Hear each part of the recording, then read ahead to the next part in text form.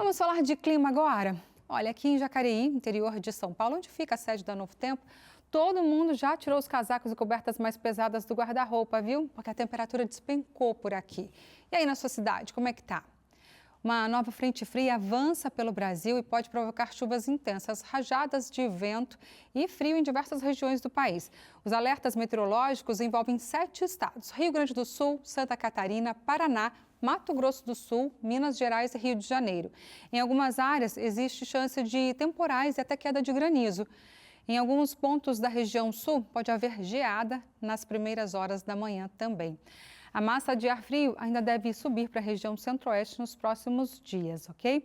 E com as temperaturas em queda, alguns cuidados com a saúde precisam ser redobrados, minha gente, principalmente entre os idosos.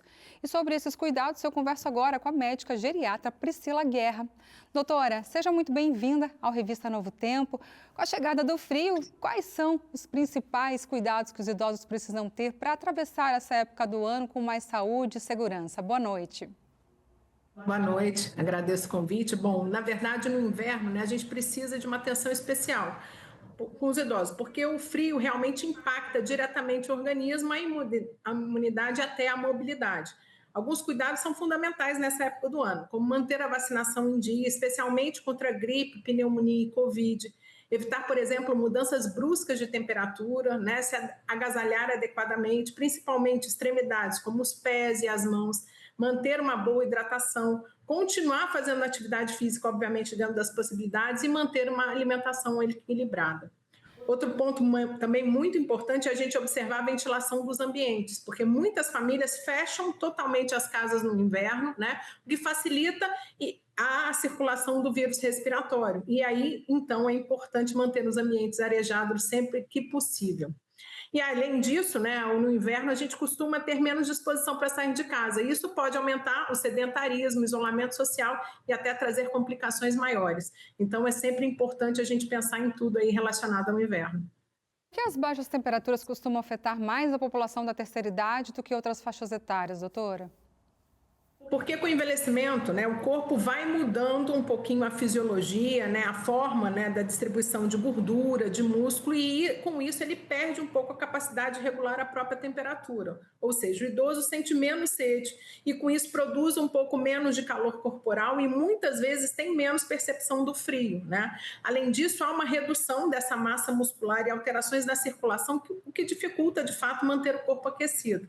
Então, o importante é que, né, os idosos que convivem com doenças crônicas, como hipertensão, diabetes, doenças pulmonares e cardíacas, precisam, né, ter uma atenção maior, porque essas doenças podem descompensar mais facilmente no inverno, né? E, além disso, com o envelhecimento, a gente tem uma alteração importante da imunidade também, tornando as doenças respiratórias muito mais graves nessa faixa etária. Então, o inverno ele pode agravar realmente doenças já existentes. Quais problemas de saúde mais preocupam entre as pessoas com mais de 60 anos nesse período? Então, as campeãs, né, são as doenças de fato respiratórias, entre elas, né, a maior preocupação com gripe, pneumonia, bronquiolite, as bronquites, a exacerbação, né, de crises de asma ou até do DPOC, porque eles aumentam muito nessa época do ano. Né? A gente também tem um aumento considerável de risco de doenças cardiovasculares, então né, o frio pode elevar a pressão arterial, aumentando o risco até de infarto e AVC em pessoas predispostas. Né? As dores articulares também podem piorar bastante, especialmente para quem tem doenças reumatológicas, né, como artrose, porque o inverno, além de piorar a dor, né, aumenta um pouquinho a piora da mobilidade, agravando a perda da força muscular e facilitando o risco de queda, né? E outro ponto que merece muita atenção, principalmente nos idosos que estão mais fragilizados ou com demência, são os quadros de confusão mental associada à desidratação, porque a gente quase não bebe água no inverno, né? É verdade. Muitas vezes a hidratação fica em segundo plano realmente quando faz frio. E para todo mundo, para os idosos mais ainda, né, doutora? Por que esse cuidado continua sendo tão importante, principalmente para a gente ressaltar para os idosos? Então, porque o fato do idoso sentir menos sede não significa que o corpo precisa de menos água, né? O idoso, né, no envelhecimento, a gente tem uma menor sensação de sede.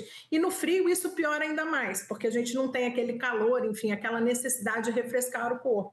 E a desidratação nos idosos pode acontecer de maneira silenciosa, mas trazer consequências importantes, como a queda da pressão, tontura, fraqueza, confusão mental, infecção urinária, piora da função do rim e até levar a complicações mais graves, como necessidade de internação. Então, por isso que é super importante a gente estimular, mesmo no inverno, a ingestão de água, né, ao longo do dia, mesmo sem sede.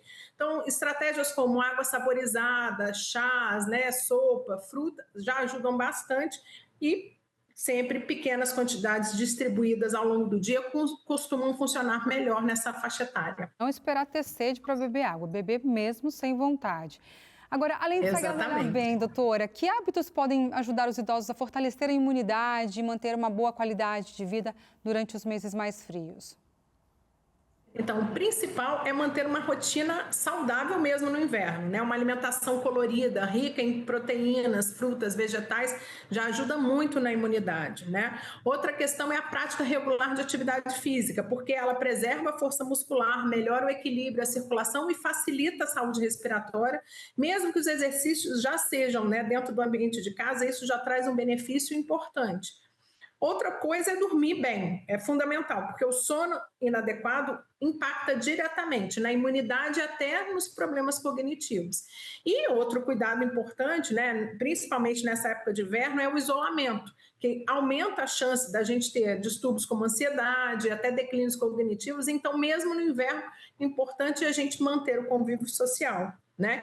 E a última fundamental é a gente manter a vacinação em dia. A vacinação em dia, principalmente contra Covid, né, influenza e gripe, continuam sendo as medidas mais importantes para a prevenção de complicações respiratórias graves. Certo, doutora, muito obrigada pelas informações.